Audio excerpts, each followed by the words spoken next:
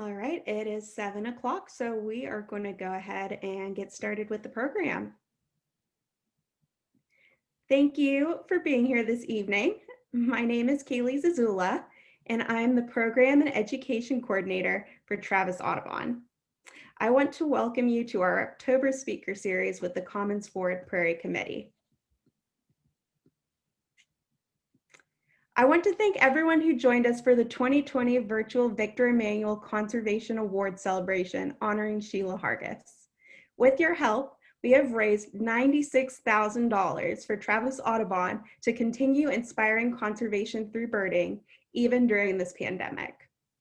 If you'd like to donate, it's not too late. We will include the link to donate in the chat box. We have some very exciting programming coming your way over the next 6 weeks. Starting tomorrow is a week celebrating birdability, Board Member Virginia Rose's initiative to get people of all abilities outside in birding. We will include a link in the chat box to the lineup of events. On October 9th, we will be hosting a virtual bird trivia night that anyone can participate in regardless of where you live. It will be a lot of fun, and we will be sharing a link in the chat box where you can learn more and register your team. Starting November 16th, we will be hosting a virtual birding week in which we seek to provide birders itching for an international birding experience to join guides from esteemed tour companies for virtual live birding.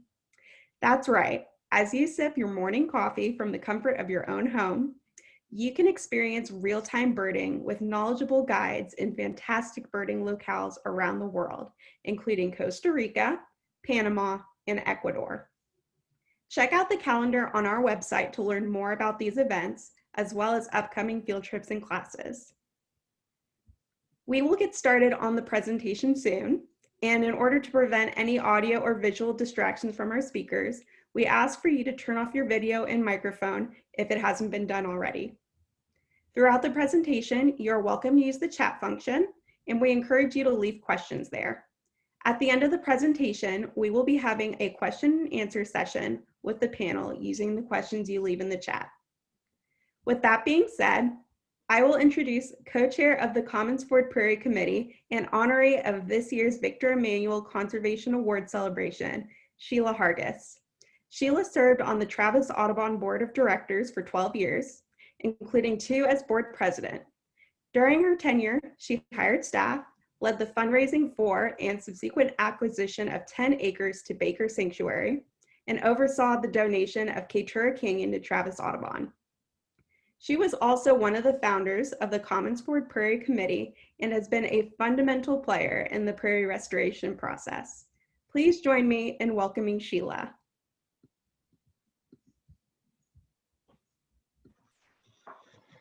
Hello, welcome everyone. Thank you so much for joining us tonight.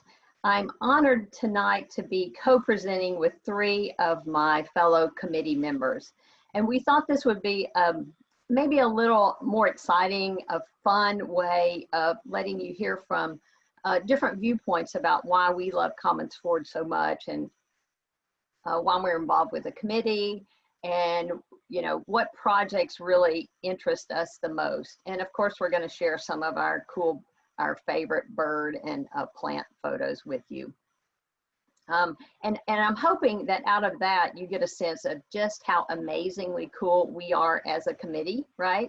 And you'll want to join us. So if that happens, one of my last slides is going to be my contact information and my co-chair, Ellen Filtness's contact information. So you can email us after and say, oh my God, I have to be a part of this committee. It's the coolest thing. And you'll be totally right. So with that, I'll be presenting with Kirsty Harms, Andy Filtness, Chris Gunter, and then I will kind of wrap things up. And we have quiz questions interspersed with our presentation. So grab a pen, grab a piece of paper, and write down your answers as we're going through these quiz questions. Now, I think Kirsty is probably not going to keep you in suspense very long. She's going to answer, give you the answers to her questions pretty soon. But the rest of us are going to hold you in suspense until the last part, and then we'll go over the answers. And it will be totally you're going to get to grade your own quiz. You don't have to share it with somebody, trade off with somebody. It's the honor system. So, you can kind of relax on that account. So with that, I will hand the floor over to Kirsty. Hello. Let me share my screen. Oh.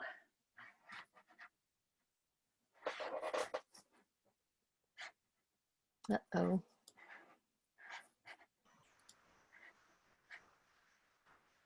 So Kirsty, on mine, it's down at the bottom, one of the middle buttons that says share screen. Yeah, well, I'm trying to share a window. But here, let me just share my desktop. Oops. Sorry, I just installed Zoom on my computer. Oops. Oh. There. Okay, got it. Can you guys see this? Yes. Yes, we can. Okay. Yes. All you dark boxes out there. So I'm Kirsty Harms, and I am currently the executive director of the Native Prairies Association of Texas, also known as NPAT, which most people call it NPAT. I am also on the committee, and I have been volunteering in Austin natural areas for a couple of decades now. Commons Ford is a really cool park, not just because of the prairie, which I really like, but because it's so diverse. It has a lot of, that's why it's so interesting. It has a lot of diverse habitats. So I thought I'd get started with my talk. So I pretty much started out with plants. I was kind of more of a native plant lover. But then about 20 years ago, I took the Master Naturalist training, and that's when I started birding, and also got very interested in habitat restoration and the connection between wildlife and habitat. That's always really interested me. So this is a group of people on one of our prairie walks. That guy over to the left is Chuck Sexton, diving into the prairie, doing his plant thing. So about 2010, Ed Fair started emailing me with questions about prairie restoration. So at that time I had joined the Native Prairies Association, and I was kind of surprised because he was a birder, and I wasn't really expecting him to be getting involved in something like that. So, but he actually did an amazing thing, and I hope you guys have heard his story. I know it's in a couple of places online. There's a couple of, histories of how this happened, but it was pretty amazing. And I kind of think if he had known how hard this was going to be, he might not have done it. But, it's actually a pretty cool project, and I'm glad he did. So Ed is over there on the right. The other guy is George Cates, and he's with Native American Seed, and I know he had a lot to do with the success of this project. He also donated a lot of his time to this project. It's one of the reasons it came out so well. Here is George. They basically took the prairie down to the ground. They had to herbicide it and get it down to nothing. And then this is a no-till seed drill, and that's George probably seeding in some of the prairie seeds. Diane Sherrill was someone else who was involved with this, and she's a prairie person, a longtime prairie person too, and she was doing the vegetation surveys, and we were kind of doing baseline surveys on the prairie and studying the changes over time. And so she was also a critical component of this project. So the first time I ever went to Commons Ford, went birding, I was with Ed and some other people, and it was a big field of KR bluestem and Bermuda grass. And I actually wondered how he was finding any birds in there, but we did flush at least one LeConte sparrow. And but then, so those those grasses are non-native, but the other problem with them is they form a thatch, or it's kind of a grass thicket that birds, grassland birds and other small animals can't run around on the ground because there are no pathways. So here you have a field of little blue stem, and little blue stem, if you grows upright, it doesn't spread out like that. And there, if you look on the ground, you'll see that there are little pathways between the grasses, and those are, animals use those. They need those to run around in a prairie. Oops, going the wrong way. So what is a prairie? Texas has a lot of different kinds of prairies, but they are mostly grass, but they also have flowering plants. We call them forbs. So prairies are a mix of those. Prairies, a remnant prairie can be extremely diverse as far as plant species. We have a prairie in Deer Park that has over 300 species of plants on a 50-acre site. So remnant prairies can be extremely diverse. They're also extremely rare, especially the tall grass prairies. And I'm sad to say that Travis County probably has no remnant prairies. So that's why places like Commons Ford are so important, because actually Commons Ford is a reconstruction because they started from the ground up. This is a replication of a prairie. It's not as, it will never be as diverse as a remnant, but you can get it pretty darn close. And Commons Ford is quite close to a really high quality prairie. This is goldenrod. We obviously, prairie people tend to kind of traipse around inside the prairie. we like getting into the prairie. Here's some more prairie people in the prairie. So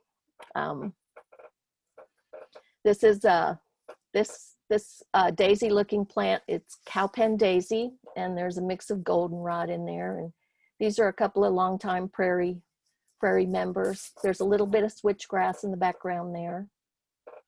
So now this is one of our spring walks, and this is a plant you'll probably see on your spring walks. Its common name is false foxglove, but it's not really the same foxglove that you have in Europe that you get digitalis from. It's actually a penstemon, but you'll see it's got these big tubular flowers, and hummingbirds really like them, and other insects. So these are really good hummingbird and insect flowers. And besides, they're just gorgeous. The signs at Commons Ford are another really fabulous thing, because a lot of people don't understand prairies. So this educational signage is very important, and it explains the connections between animals and the prairie, because honestly, people sometimes approach a prairie as, did you lose your maintenance budget? You know, are you not able to mow anymore? Because it looks kind of, they look a little messy sometimes. Insects and spiders like prairies. If you go on a dewy morning to a prairie, oftentimes you'll see how many spiders actually live on a prairie. I love taking photos of dewy spider webs. Also bees. Texas has a huge number of native bees, and they're often these little tiny bees. I think this is a sweat bee. I don't know my insects very well, but this is a pink evening primrose, and obviously this bee is doing its pollination thing. You can see the pollen kind of on this flower. This is a white boneset, and this gets kind of big and tall in the fall. It's probably blooming out there right now, or has been. I'm seeing it on other prairies around the state. It's also a really good insect plant. It attracts a lot of insects. American basket flower is another fantastic pollinator plant, and it tends to bloom in late spring, early summer. You'll see bumblebees on it. It's really attractive to a lot of different insects, especially bumblebees. And bumblebees are kind of an endangered species right now. Gay feather. This is another, this is a late summer, early fall blooming flower. it's also, a lot of these plants that bloom in the fall are in the aster family, which is a very large plant family, but it's a very important family for insects and pollinators. Oops, I keep going backwards. So here's the standing cypress, and this is a great hummingbird plant, and you'll see this growing in late spring and early summer. There's some big stands of it at Commons Ford, and it's another. I also see it, weirdly enough, in ditches near railroads out in the Blackland.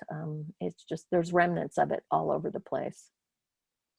Here is our traveling monarchs stopping on some goldenrod. So I'm coming up to my quiz question. So here's a goldenrod. And do you guys know what this is? Do you know what this flower is?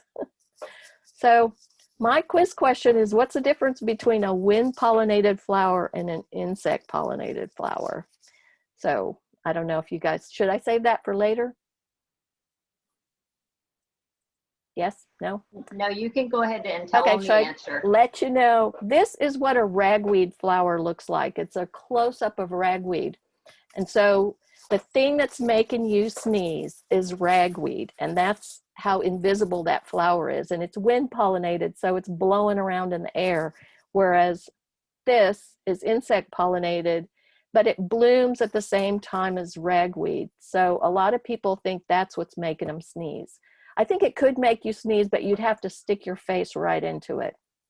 So it's a lot of us prairie people give this fall public service announcement that this is not what's making you sneeze. It's this, and you can't see it.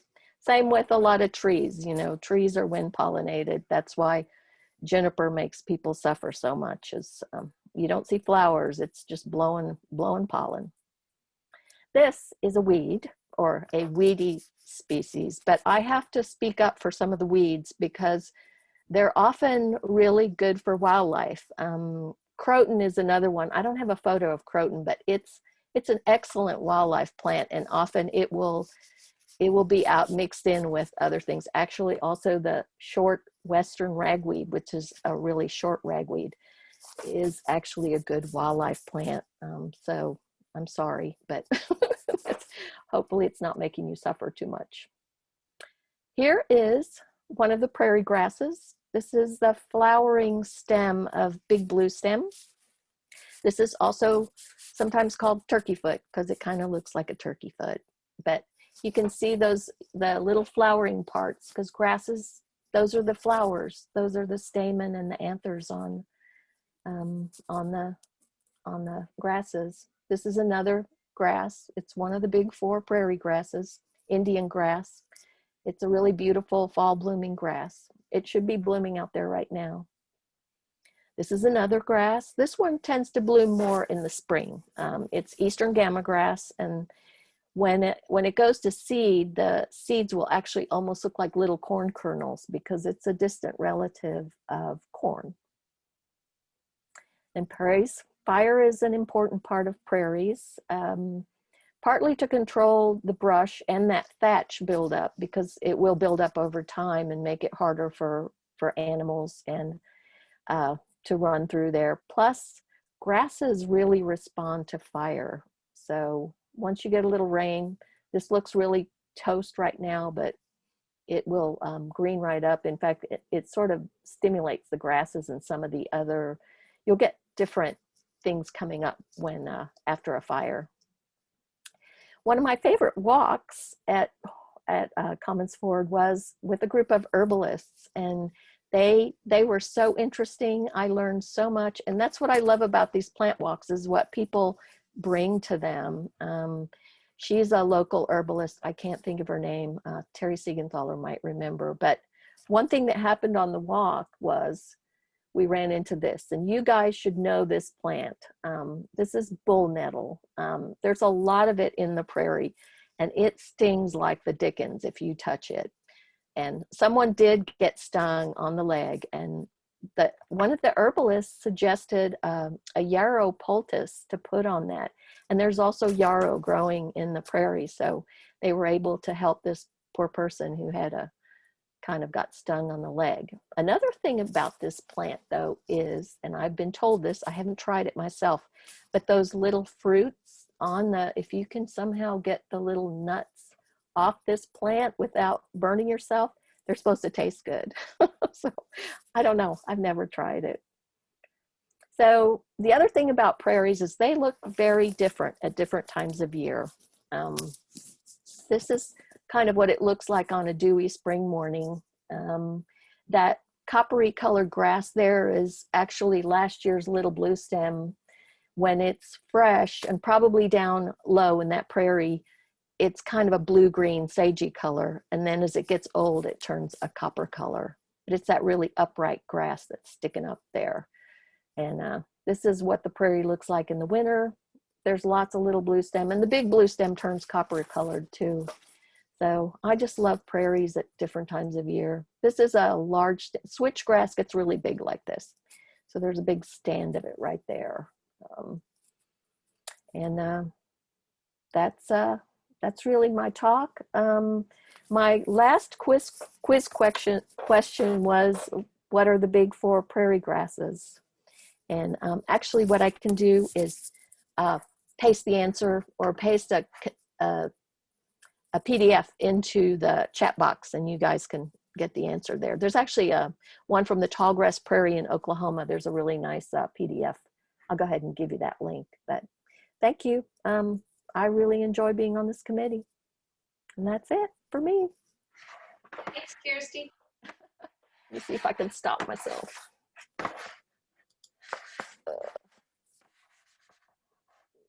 There. Okay.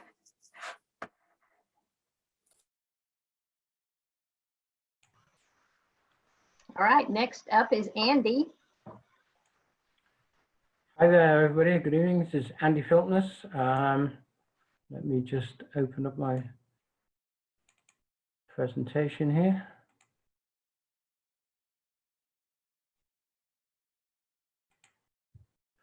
Okay. Does everybody see that okay? Yes, Andy. Yes. Wonderful. Okay. So as I said, I'm Andy Filtness. I'm here with my wife, Ellen. Ellen's the co-chair with Sheila on the Commons Ford Committee. Our first trip to Commons Ford was actually with Sheila Hargis's Intro to Birds back in, I think, 2012. Little did we know what would happen. So we attended many walks with Ed, and gradually he got recruited into the Commons Ford Prairie Restoration Committee prior to it being merged into Travis Audubon. Ed's vision was to get more people involved, but his secret plan was actually to escape to Costa Rica. It took us about a month to figure that out, that he was looking to offload and help. So we got involved and have been involved with the committee since then. My involvement's mainly been with what I call facilities projects. I don't do plants, so it's mainly the facilities that are inside the park. So I'm going to talk a little about those.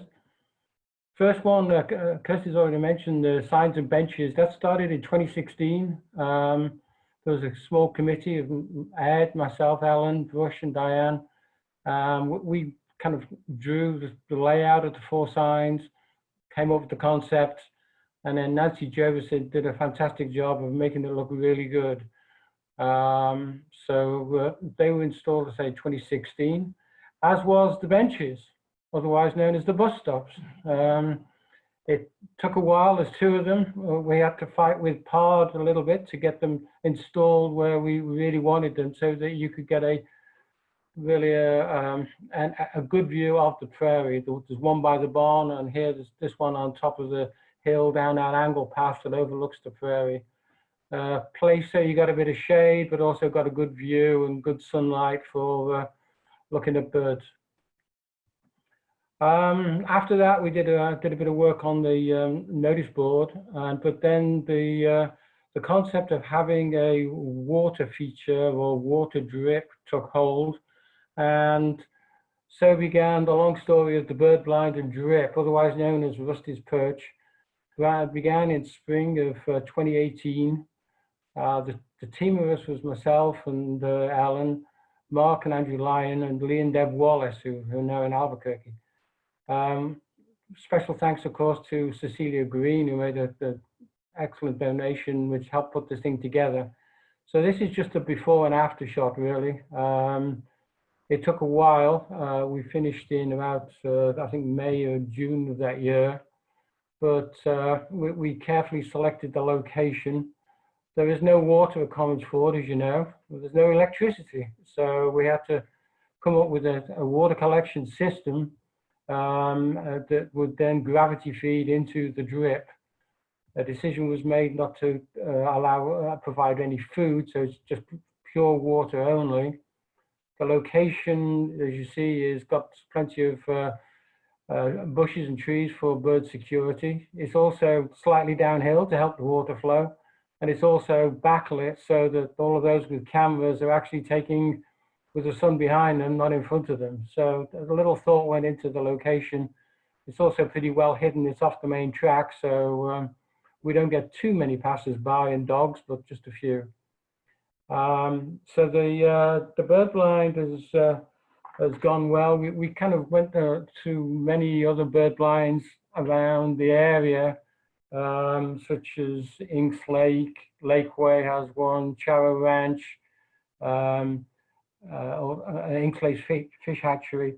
We decided to go with this kind of open concept, which means it's a little bit more prone to noise.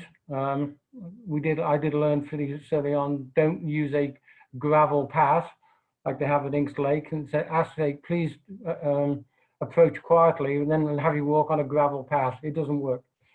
So we learned some of the lessons from there, but hopefully it's working well at the moment. And just a few numbers I can pass on about the actual the drip itself. The roof of the building is 8 by 12, so it's 96 square feet. That gets about 60 gallons of water for 1 inch of rain. And the 60 gallons goes into that 500-gallon tank you can see in the left-hand side of the right photo. And then it slowly drips out into the bird bath or drip area. And then the water's just wasted. It drips 24 hours a day. And at one drip every 2 seconds, we use about 5 gallons a day. So, an inch of rain gives us 60 gallons, so it'll last at most 12 days. So we're hoping for some rain in October to fill it back up again. So everybody asked, well, did it work? Well, one of the first birds we saw after we finished this, Lee and Deb Wallace helped us install this bird bath. And this is actually Deb's bird bath she didn't want to take to Albuquerque. One of the first birds was painted bunting. It was the right time of year, and if you've been to Commons Ford, then they've obviously really like the bird drip. But when a painted bunting gets in the water, it doesn't take too long before the bird starts bathing, and then hey presto, you've got a bunting with wet paint. So please go as often as you can to the blind and take pictures. I do see some on other Facebook sites like Travis County Birds who've got a lot of pictures. So collect pictures of birds at the drip are very interesting. What else have we had at the drip? Well, we've had these guys, cedar waxwings. We've had them at the water feature at our house, but actually they're usually very skittish. Usually like a bunch will sit at the top of a tree and 5 will come down. And then they go back up and 5 more come down. They're really skittish. So I was lucky to get this photo of them at the bird blind by just sitting there quietly, and the shutter noise didn't really disturb them.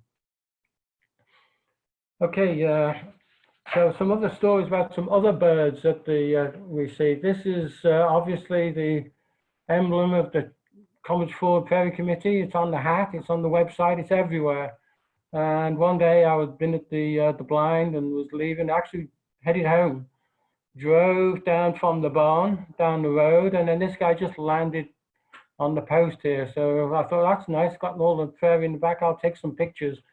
Took the pictures and headed home. And then when I get home, I look at the picture more closely and then decided to rename this photo The Nail.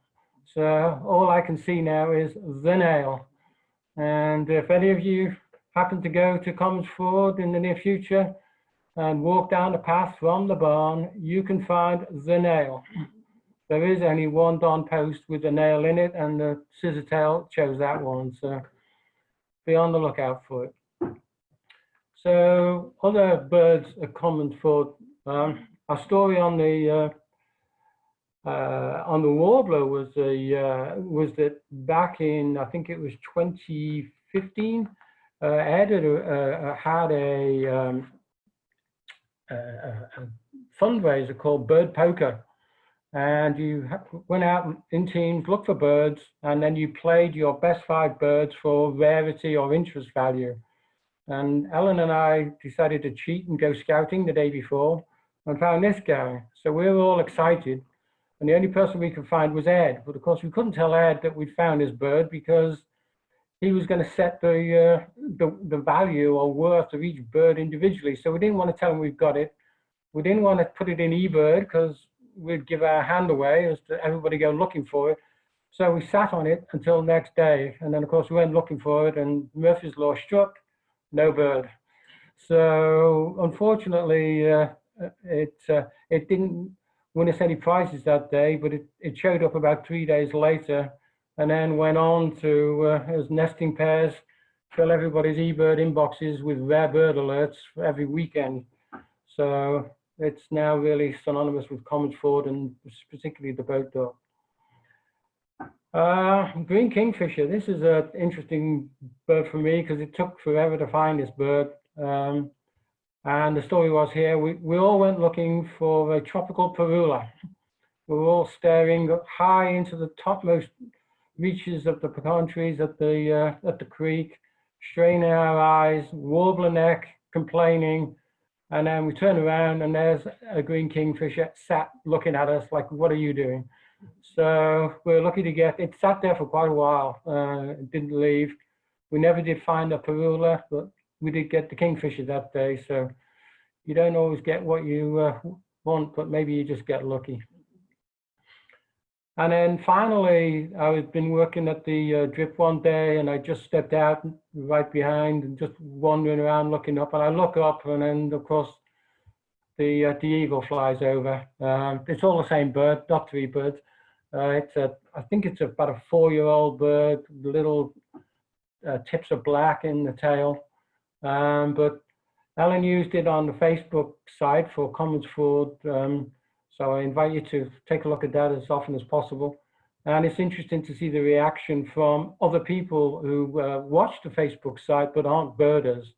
They're kind of shrieking in excitement that there's an eagle at Commons Ford. Of course, we all know that, but for them it's something very exciting. So, you know, it's not necessarily the birding community that's looking to Commons Ford. There's also a lot of residents and Facebook people as well.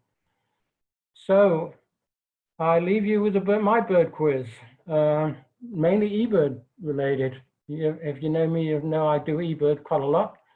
So how many eBird checklists have been submitted at Commons Ford, approximately? How many species, that's real species, not other taxa or duckspur or eastern western meadowlark, I don't know. That's how many actual species have been reported. And what was the most recent new species added? And please put your cell phone down, you're not allowed to cheat. So, okay, with that, I'll pass back to Sheila. Great, thank you, Andy. And next up is Chris.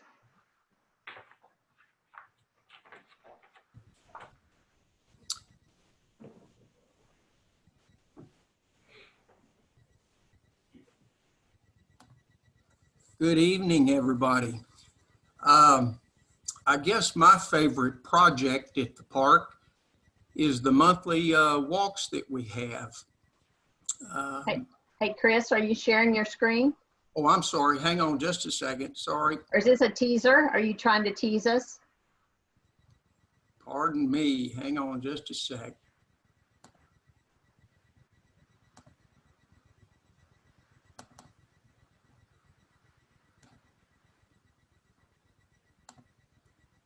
Okay, can you see it? Yep, we got it now. Thank you. All right. Sorry about that. No, one of our projects is a monthly bird walk, and the bird walks are very, very popular. They fill up quickly. You can sign up for them on the Travis Audubon website.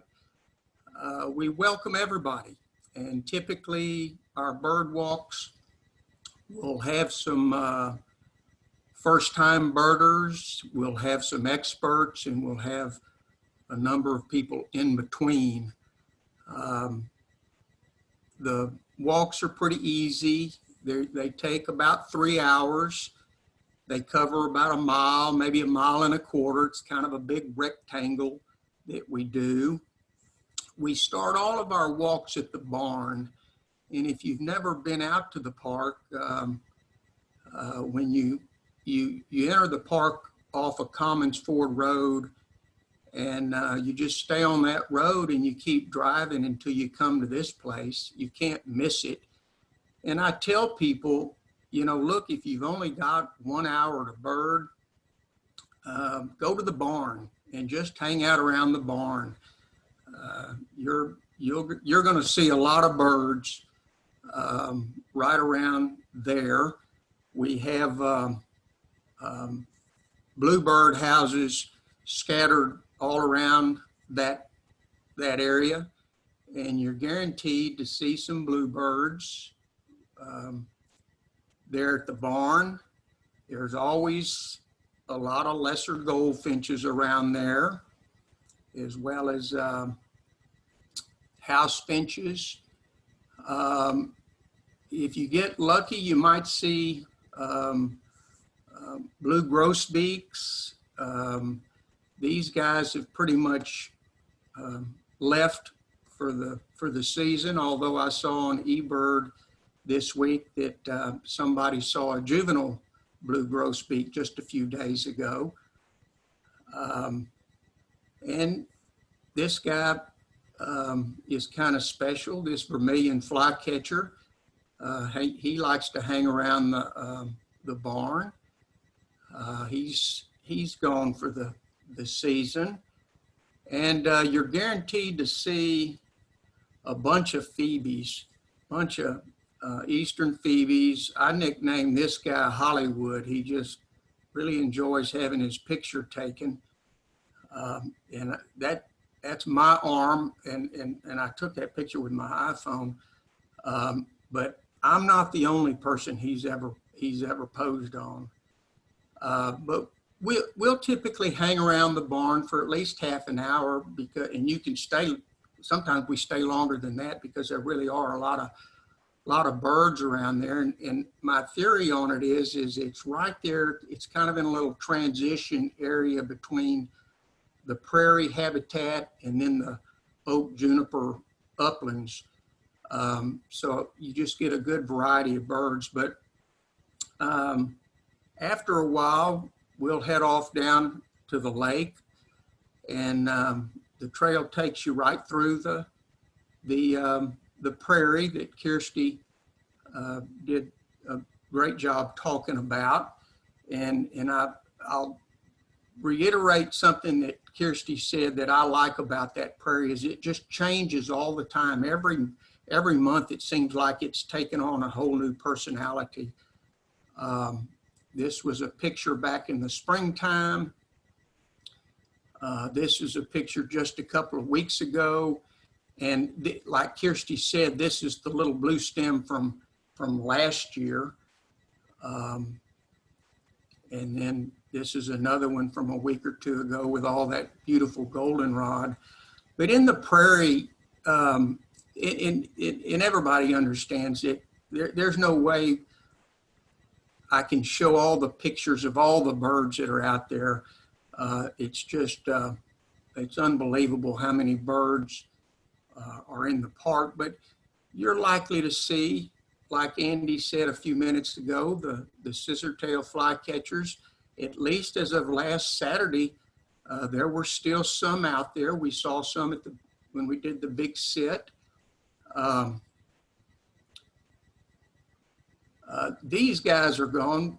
Here's a pretty dick sissel on the top of a common mullein stalk.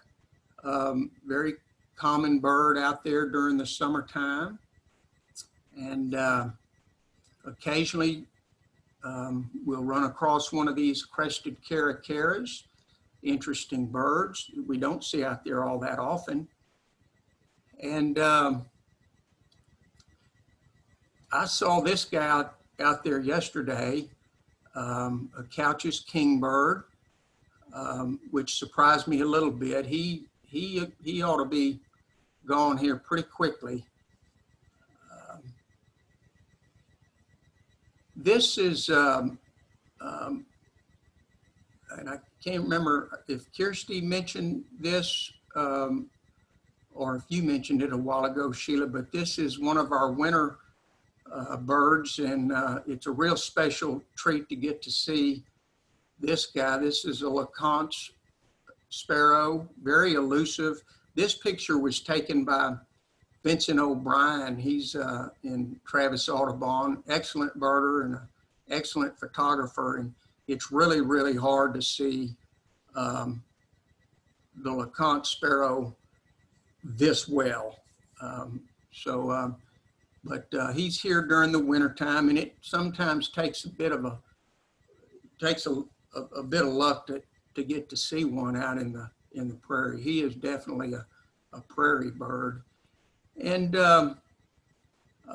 every now and then you get a real surprise. Back in the spring, I was walking down the trail to the lake and saw something fluttering over there to the left. And it's the first black-capped vireo that I've ever seen out there.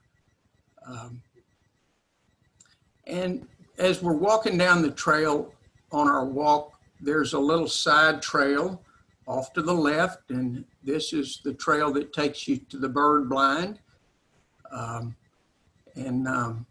We always do a little detour, poke our head in the blind to see what might be playing around in the drip.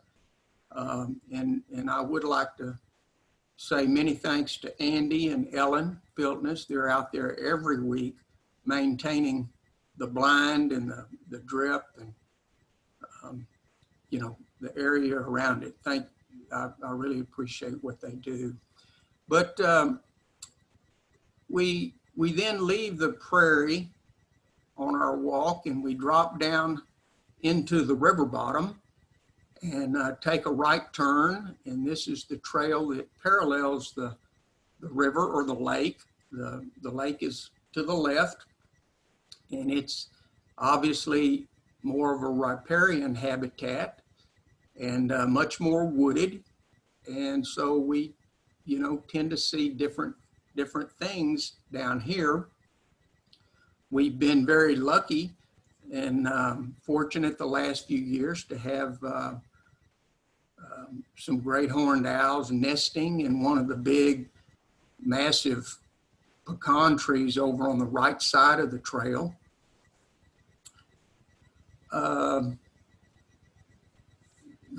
I call it the river trail, is a good place to see orioles like this Baltimore oriole.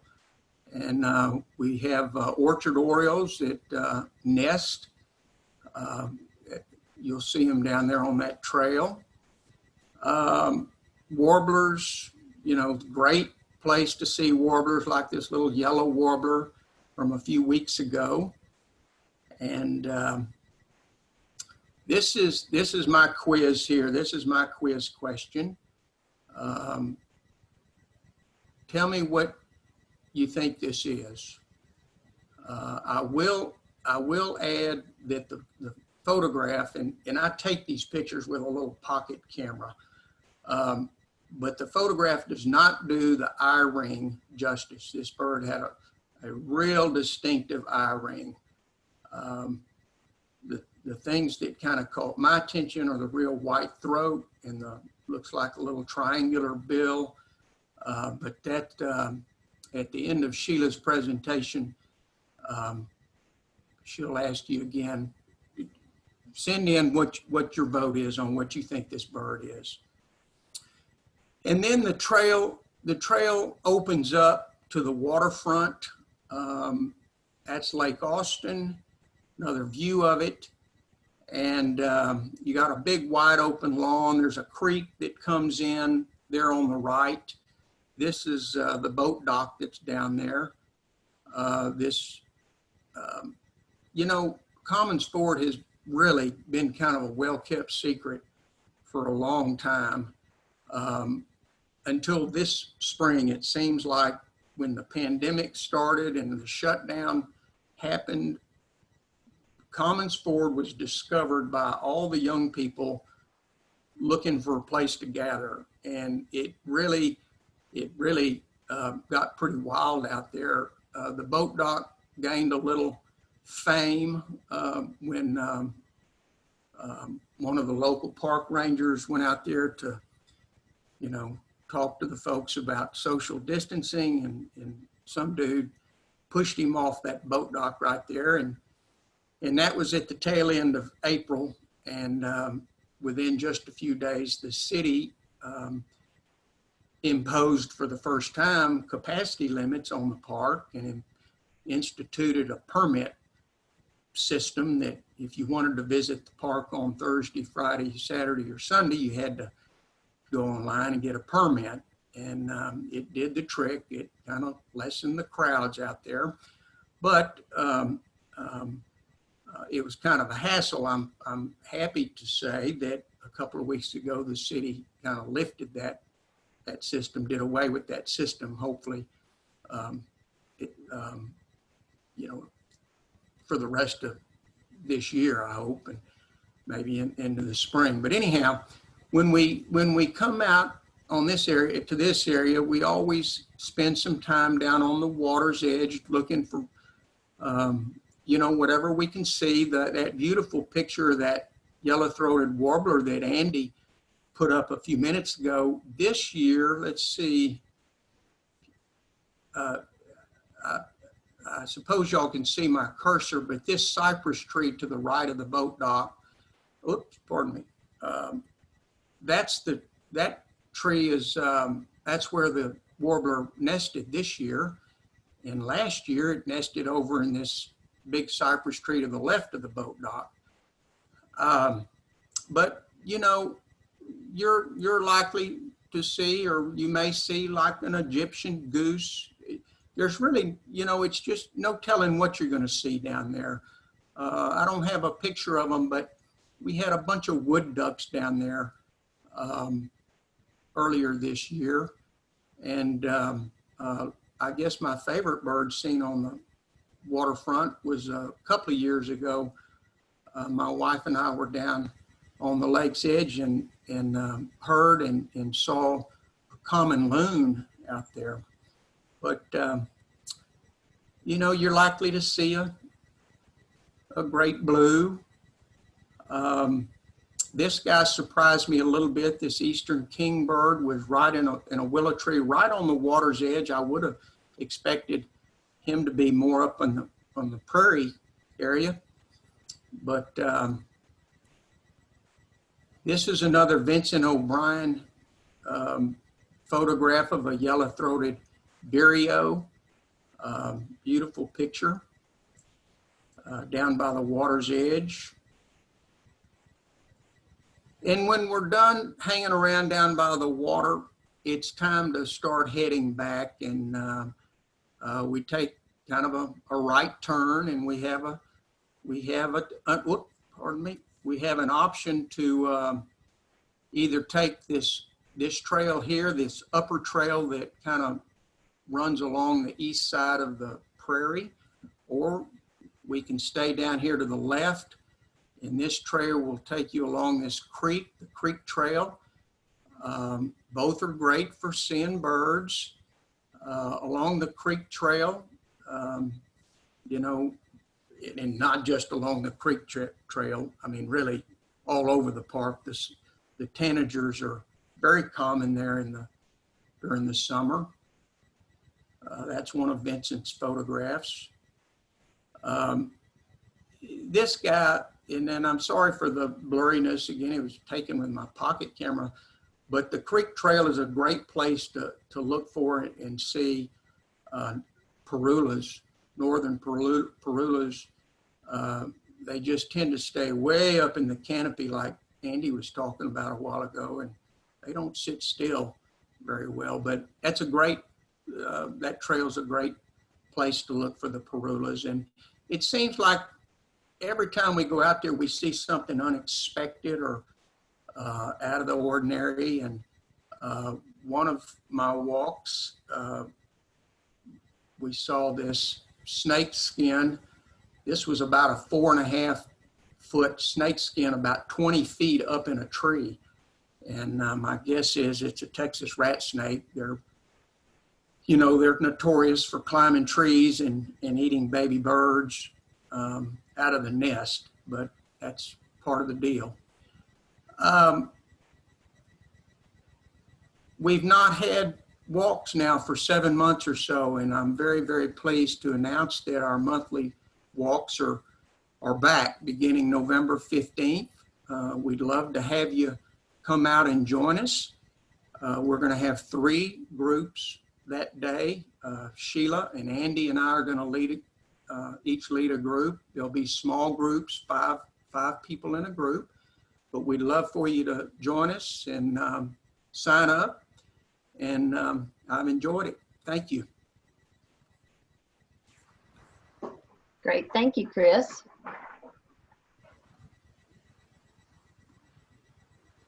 All right.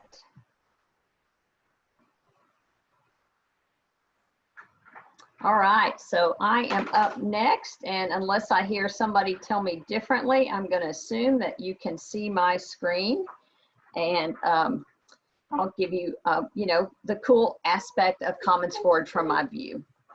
So I am an analyst by profession, and so that means that data is really interesting to me.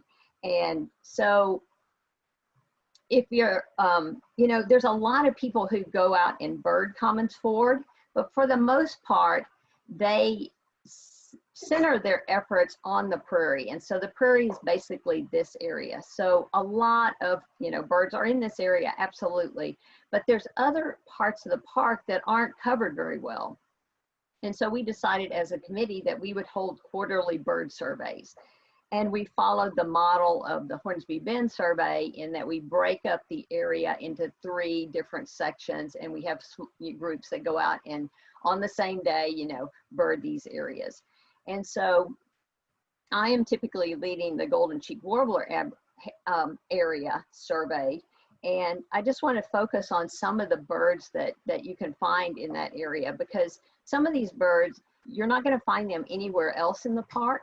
And so, you know, if you're after those birds, it's good to know where to go.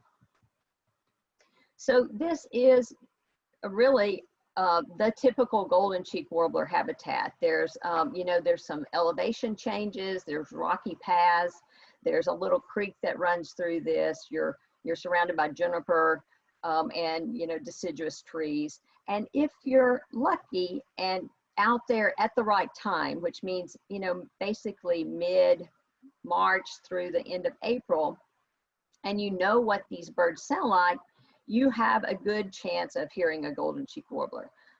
Now, there's not a huge population of them. It's a really small area, but you can hear one. And I'm hoping there's a pair out there, but I've only seen the male at any time, and more often hear that bird. So study up on your calls, your songs before you go out there, but you can add this bird to your park list. Now, another bird that really likes this same habitat is a canyon wren. And as with many of our wrens, they've kind of adapted to hang out around humans. And so you can sometimes find them in the barn, around the barn, or around those houses.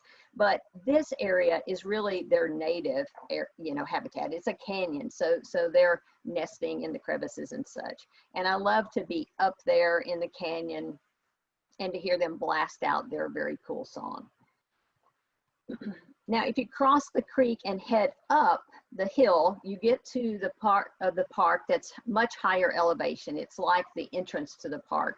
And so in this area, you have a great view of the surrounding lake and the prairie and, you know, just the surroundings, but it's also a really good habitat for hearing and seeing Woodhouse's scrub jays. And so this is a picture that I took of one on, I think, our last survey, where, you know, it's perched up, and we heard it first before we saw it.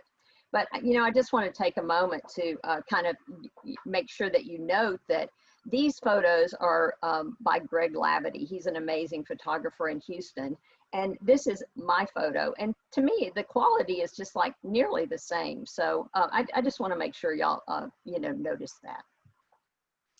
Now, also in this higher elevation area is another bird that you're more likely to find up there than in other locations.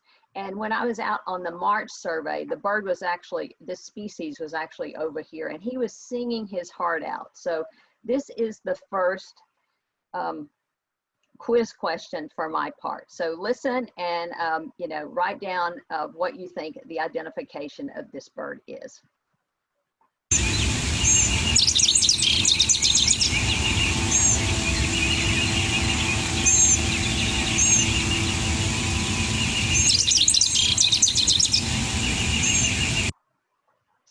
So we'll be revisiting that in a moment. All right, well, we'll revisit it right now. So another aspect of the whole citizen science project, you know, the whole citizen science efforts is iNaturalist. And if you're not familiar with iNaturalist, I encourage you to go check it out. It is a project that in which you submit your photos or your recordings to this database, and then other people, you can identify them, and then other people help you confirm that ID or recommend, suggest another ID. And so I'm going to actually go to the iNaturalist site. And for some reason, it has decided to open on my other screen, so just give me a moment here. So this is iNaturalist.org, and there's actually, if you were to open up that website, you can go to this More tab and go to Places, and then type in Commons Ford, and it will open up the place that has been defined as Commons Ford. And what you see once you get in here is all sorts of cool information. There's been 674 entries, and 664 of those have been identified and confirmed. And so you can explore this, you can look at just everything that's been entered, or if you're, for instance, really more interested in birds, you just click on birds, and that, you know, filters down to where you're just seeing birds. And then you can, you know, drill down from there. And, you know, you can look at, oh, look, Sheila Hargis was the first observer of an eastern bluebird at Commons Ford. And oh, look, Sheila Hargis was the first observer of blue grosbeak. I mean, you know, that could go on and on. So it's kind of fun to see who's out there taking pictures. And a really cool aspect of iNaturalist is how it's different from eBird. So you might think, well, you know, yes, I've got eBird data. I don't need to use iNaturalist. But if you actually go to a species, and iNaturalist actually tells you specifically where the bird was seen. Whereas with eBird, you're going to know that, yes, people report blue grosbeaks from Commons Ford, but you won't know exactly where. And especially if you're a new birder, you may not know what type of habitat to visit to find a blue grosbeak. But this tells you all of those spots are the exact location where the bird was found. So it can help you in that way. And especially with some of those hard to find birds, you know, this may be a resource for you to really narrow down where you want to go to try to find that bird. And, you know, they have other groups, like if you're interested in mammals, you can check those out. So there's that information. And then I always like to kind of look at the people aspect of things. And this page tells you, you know, the username of the people who have submitted entries, how many observations they have, and how many species they have. And so, you know, if I was a competitive person, I would have a little issue with being number 5 instead of number 1, but you know, we're not even going to go there today.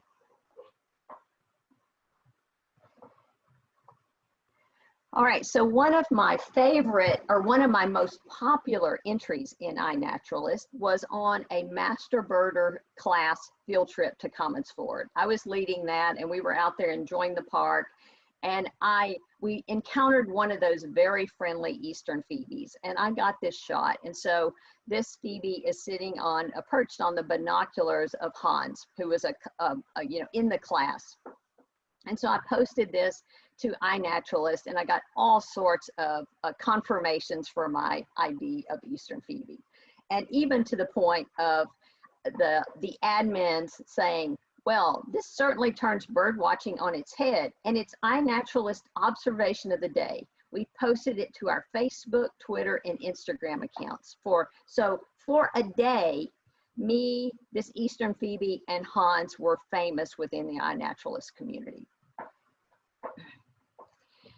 Now, Chris has talked about the bird walks, the monthly bird walks, and I typically lead the June, July, and August bird walks. And I think I'm probably the only one who's crazy enough to lead walks during the summer, but I love being out in nature in the summer. It's absolutely hot, but you get to see so much interesting bird behavior. And you get to see a lot of young birds, and you know, they act crazy, and so it's entertaining to watch them. And so here are just a few of the young birds that I've encountered out there. So this is another eastern phoebe. This is a young bird, and you can tell that by the yellow at the base, at its gape, at the base of its bill. These are young barn swallows. You can tell that they have that yellow gape also. They also have a notched tail, but not that deeply forked tail that they're going to have as adults. And then this is a very recently fledged red-tailed hawk. I'm pretty sure this bird came from the nest that's right across the river from the boat dock area. And this bird was constantly vocalizing. He was sure he was going to die if his parents didn't come feed him like immediately. So it was very fun to watch him. And then this is my next quiz question. This is a young bird that we found in the prairie. This bird had obviously been born in the prairie. So when you're trying to identify it, think about the species that you would expect to be nesting in the prairie. And then here's another view of that bird. And then I just want to end with a few, you know, what I consider really special prairie birds. And one is a sedge wren. In general, sedge wrens are really hard to find in Travis County, but not if you go to Commons Ford at the right time of year, which is basically winter. And especially if you know what to listen for, it's pretty easy to hear multiple sedge wrens in the prairie. And if you're lucky, you get a look at one. And of course, you know, I always get the best pictures with something between me and the bird, but you know, hey, it still works, right? And then the next bird that I think is really cool was the American woodcocks. I think there were at least 2, maybe 3 that were hanging out in the prairie this past winter. And this is, I didn't get a look anywhere close to this. The only look I got basically was, you know, this explosion of a bird in the dark taking off, but I could hear them, and it was a really special experience for me. So again, you know, my quality photo and Greg's quality photo, pretty much the same, I'm sure. All right, so that's mine, and I think we're doing pretty good on time, so we're gonna move into our quiz time and answer those challenging questions that we put before you. So Andy, you're up first. So go ahead, you're gonna answer your questions? Yep, okay. So first question was, how many eBird checklists have been submitted at Commons Ford? And it's now it's 10 short of 5,100. Hopefully by the weekend, it'll be at 5,100. So enormous number, which is of checklists. Okay, next question. how many species have been reported? Ignoring all those duck spurs and the meadowlark, eastern western, how many have been reported? The answer is 270. So we're second only to Hornsby Bend in Travis County, and it's still climbing. So the next question was, what was the most recent new species added and when? And the answer is the prairie warbler, August this year, found by Emily Novak. I think a few other people followed it the next day and managed to find it. I was one of those who tried and failed. So good luck to everybody. I'm trying to add to this list, 270. We need to get it up at least another 5 this year. Great. Thank you, Andy. All right, Chris, what the heck with this very hard question here? Well, I've not seen one chat entry. No, I saw some. Oh, you I did? saw Okay. some. Yeah. What are some of the votes? I think the two I saw said alder. I see Christy says at least. Honestly, I don't know. My guess is, like I told you today, Sheila, my guess is at least. The eye ring, the triangular bill, and the white throat is what makes me guess. And it's a guess. I don't, these impids are just really hard for me to identify. I don't think you're alone in that feeling, Chris. So thank you for that hard quiz question. All right, so my first question was this.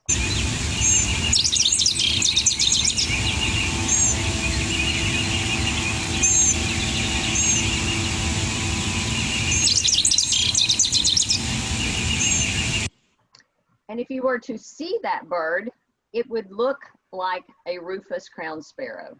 So this is one of a few species of sparrows that actually spend the year with us and nest in our area. So this is a breeding bird, and you're likely to find it at Commons Ford throughout the year. And then this one is our young bird that's in the prairie. And if you were to see his or her daddy, he would look like this. So this is a young dickcissel, which I was very, very excited to find in the prairie. So those are our quizzes. I hope everyone made 100, and you graded your paper and gave maybe yourself some extra points along the way. So that wraps up our presentation. We're going to answer some questions that you have. But I want to leave you with this information. So seriously, if you're interested in being on our committee, we would love to have you. So you can contact me and or Ellen at these Gmail accounts. Kirsty will be leading a plant walk on November the 1st. There will be the bird walk that Chris mentioned on November the 15th. And then we have our bird survey on November the 21st. So we need you to register for all these because we want to, make sure we're following the safety protocols and Travis Audubon's rules around that. So go to the website and register for these if you're interested. And with that, I'm going to stop sharing, and then I'm going to actually ask some questions.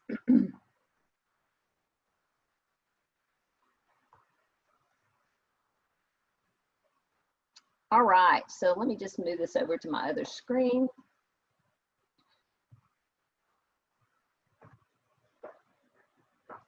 All right, so we have a few questions here. One is, was Commons Ford originally a prairie prior to settlement? So Kirsty, I think that's probably a question for you. That's actually a tough question because it's not really in, most of the prairies proper are east of I-35 in the Blackland. However, one of the ways you find, so there are grasslands in the hill country, they tend to be more savannas, but obviously the soils are one of the clues to a prairie, and obviously the soils are correct for having a prairie. There's the right kind of soil there. So it's a little hard to answer that one. So maybe, it's just a maybe. Okay. All right, so we have all of our questions that I'm seeing so far are for you, Kirsty. So you're on the spot. What defines a prairie? So a native prairie is, so Texas actually has several different kinds of prairies.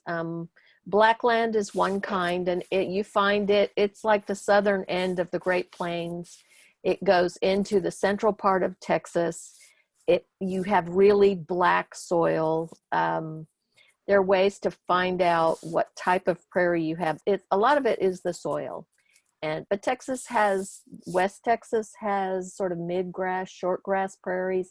Even East Texas has prairies. We have a prairie property almost at Texarkana, and it's actually a rare type of prairie. The coast has prairies. Texas has a huge amount of prairie land. It's a grassland state, really. All right, and then the next question is, how often is a prairie burned at Commons Ford? Not often enough, apparently. It was last burned in 2017, and I think every 3 to 5 years is good. So Terry Siegenthaler and I are trying to work on getting a burn organized, but it takes a lot of work to organize a burn. You gotta do a lot of legwork with crews to get that done. But hopefully we'll get it done someday, soon. All right, it's a pretty impressive event when it happens. Yes, yes. Yeah, so Kaylee, I don't know if you have more questions. Those are the only 3 I'm seeing on the Google Doc. So you can chime in if we have some more. I do see someone who's commenting on the calendar that the November 15th event is listed as a prairie walk. It's actually a bird walk that will likely be around the prairie. So that's the one you want to register for.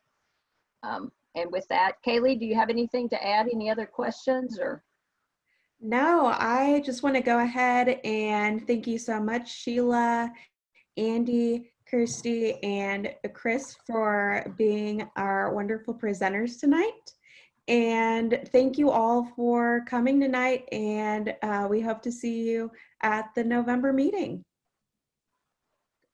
Thank you very much, Kaylee. All right. Bye, everyone. Have a great evening. Good night. Thank you, Kaylee. Thank you, Sheila. Thank you, everyone. That was great. Bye. Appreciate y'all.